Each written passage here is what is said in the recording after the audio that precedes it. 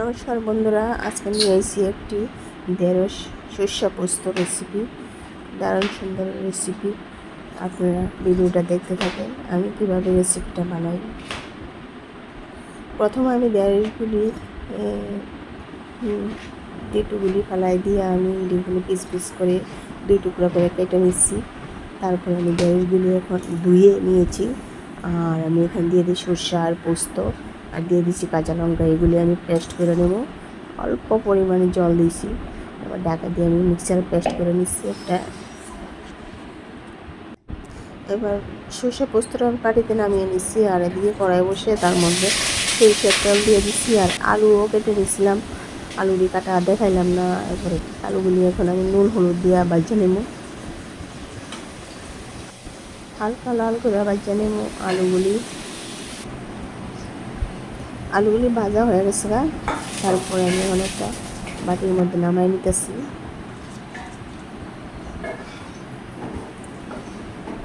এবার আমি ঢেঁড়সগুলো ভাজা নেব।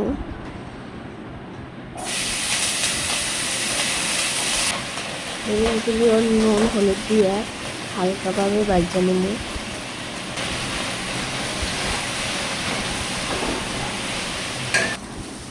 ঢেঁড়সটিও হালকাভাবে ভাজা নিচ্ছি। এখন আমি বাটির মধ্যে নামাই নিতেছি।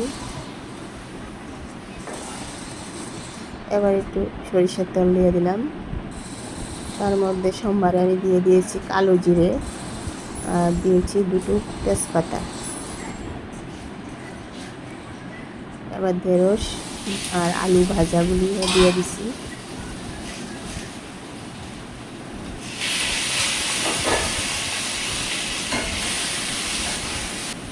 এবার আমি মশলাগুলি দিয়ে দিচ্ছি নুন, হলুদের গুঁড়া, আর দিয়ে দিন জিরার গুঁড়া, আর দিন ধনিয়ার গুঁড়া। অল্প পরিমাণে সব কিছু দিছি। এবার আমি ঢেঁড়স আলুগুলি মশলার সঙ্গে আবার একটু ভেজে নেব। এবার ভাজা হয়ে যাওয়ার পরে আমি দিয়ে দিচ্ছি ঝোল।